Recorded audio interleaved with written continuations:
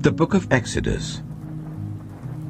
Exodus chapter 1. These are the names of the sons of Israel, who went to Egypt with Jacob, each with his family: Reuben, Simeon, Levi, and Judah; Issachar, Zebulun, and Benjamin; Dan and Naphtali; Gad and Asher.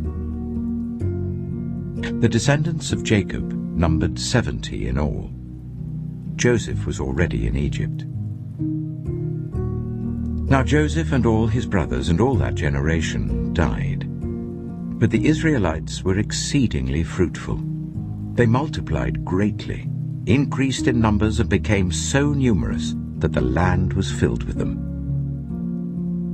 Then a new king, to whom Joseph meant nothing, came to power in Egypt. "Look," he said to his people, "the Israelites have become far too numerous for us. Come, we must deal shrewdly with them, or they will become even more numerous, and if war breaks out, will join our enemies, fight against us, and leave the country." So they put slave masters over them to oppress them with forced labor, and they built Pithom and Ramesses as store cities for Pharaoh. But the more they were oppressed, the more they multiplied and spread. So the Egyptians came to dread the Israelites and worked them ruthlessly. They made their lives bitter with harsh labor in brick and mortar and with all kinds of work in the fields. In all their harsh labor, the Egyptians worked them ruthlessly. The king of Egypt said to the Hebrew midwives, whose names were Shiphrah and Puah, "When you are helping the Hebrew women during childbirth on the delivery stool, if you see that the baby is a boy, kill him. But if it is a girl, let her live." The midwives, however, feared God and did not do what the king of Egypt had told them to do. They let the boys live. Then the king of Egypt summoned the midwives and asked them, "Why have you done this? Why have you let the boys live?" The midwives answered Pharaoh, "Hebrew women are not like Egyptian women. They are vigorous and give birth before the midwives arrive." So God was kind to the midwives, and the people increased and became even more numerous. And because the midwives feared God, he gave them families of their own. Then Pharaoh gave this order to all his people: "Every Hebrew boy that is born you must throw into the Nile, but let every girl live." Exodus chapter 2. Now a man of the tribe of Levi married a Levite woman, and she became pregnant and gave birth to a son. When she saw that he was a fine child, she hid him for 3 months. But when she could hide him no longer, she got a papyrus basket for him and coated it with tar and pitch. Then she placed the child in it and put it among the reeds along the bank of the Nile. His sister stood at a distance to see what would happen to him. Then Pharaoh's daughter went down to the Nile to bathe, and her attendants were walking along the riverbank. She saw the basket among the reeds and sent her female slaves to get it. She opened it and saw the baby. He was crying, and she felt sorry for him. "This is one of the Hebrew babies," she said. Then his sister asked Pharaoh's daughter, "Shall I go and get one of the Hebrew women to nurse the baby for you?" "Yes, go," she answered. So the girl went and got the baby's mother. Pharaoh's daughter said to her, "Take this baby and nurse him for me, and I will pay you." So the woman took the baby and nursed him. When the child grew older, she took him to Pharaoh's daughter, and he became her son. She named him Moses, saying, "I drew him out of the water." One day, after Moses had grown up, he went out to where his own people were and watched them at their hard labor. He saw an Egyptian beating a Hebrew, one of his own people. Looking this way and that and seeing no one, he killed the Egyptian and hid him in the sand. The next day he went out and saw 2 Hebrews fighting. He asked the one in the wrong, "Why are you hitting your fellow Hebrew?" The man said, "Who made you ruler and judge over us? Are you thinking of killing me as you killed the Egyptian?" Then Moses was afraid and thought, "What I did must have become known." When Pharaoh heard of this, he tried to kill Moses. But Moses fled from Pharaoh and went to live in Midian, where he sat down by a well. Now a priest of Midian had 7 daughters, and they came to draw water and fill the troughs to water their father's flock. Some shepherds came along and drove them away, but Moses got up and came to their rescue and watered their flock. When the girls returned to Reuel their father, he asked them, "Why have you returned so early today?" They answered, "An Egyptian rescued us from the shepherds. He even drew water for us and watered the flock." "And where is he?" Reuel asked his daughters. "Why did you leave him? Invite him to have something to eat." Moses agreed to stay with the man, who gave his daughter Zipporah to Moses in marriage. Zipporah gave birth to a son, and Moses named him Gershom, saying, "I have become a foreigner in a foreign land."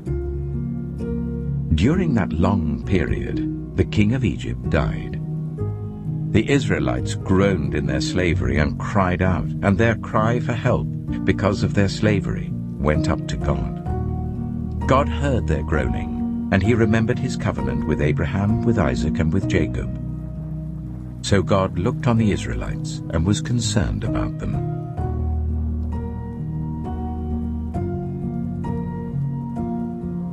Exodus chapter 3. Now Moses was tending the flock of Jethro his father-in-law, the priest of Midian.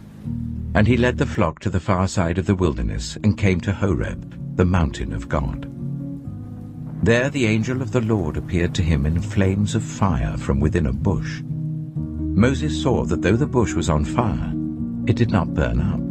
So Moses thought, "I will go over and see this strange sight, why the bush does not burn up." When the Lord saw that he had gone over to look, God called to him from within the bush, "Moses, Moses." And Moses said, "Here I am." "Do not come any closer," God said. "Take off your sandals, for the place where you are standing is holy ground." Then he said, "I am the God of your father, the God of Abraham, the God of Isaac, and the God of Jacob." At this, Moses hid his face, because he was afraid to look at God. The Lord said, "I have indeed seen the misery of my people in Egypt. I have heard them crying out because of their slave drivers, and I am concerned about their suffering. So I have come down to rescue them from the hand of the Egyptians, and to bring them up out of that land into a good and spacious land, a land flowing with milk and honey, the home of the Canaanites, Hittites, Amorites, Perizzites, Hivites, and Jebusites. And now the cry of the Israelites has reached me, and I have seen the way the Egyptians are oppressing them. So now, go. I'm sending you to Pharaoh to bring my people, the Israelites, out of Egypt." But Moses said to God, "Who am I that I should go to Pharaoh and bring the Israelites out of Egypt?" And God said, "I will be with you, and this will be the sign to you that it is I who have sent you. When you have brought the people out of Egypt, you will worship God on this mountain." Moses said to God, "Suppose I go to the Israelites and say to them, 'The God of your fathers has sent me to you,' and they ask me, 'What is his name?' Then what shall I tell them?" God said to Moses, "I am who I am. This is what you are to say to the Israelites. I am has sent me to you." God also said to Moses, "Say to the Israelites, 'The Lord, the God of your fathers, the God of Abraham, the God of Isaac, and the God of Jacob, has sent me to you. This is my name forever, the name you shall call me from generation to generation. Go, Assemble the elders of Israel and say to them, The Lord, the God of your fathers, the God of Abraham, Isaac, and Jacob, appeared to me and said, I have watched over you and have seen what has been done to you in Egypt. And I have promised to bring you up out of your misery in Egypt, into the land of the Canaanites, Hittites, Amorites, Perizzites, Hivites, and Jebusites, a land flowing with milk and honey. The elders of Israel will listen to you.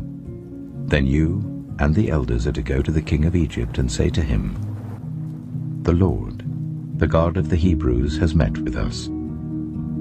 Let us take a 3-day journey into the wilderness to offer sacrifices to the Lord our God. But I know that the king of Egypt will not let you go, unless a mighty hand compels him. So I will stretch out my hand and strike the Egyptians with all the wonders that I will perform among them. After that, he will let you go. And I will make the Egyptians favorably disposed towards his people, so that when you leave you will not go empty-handed.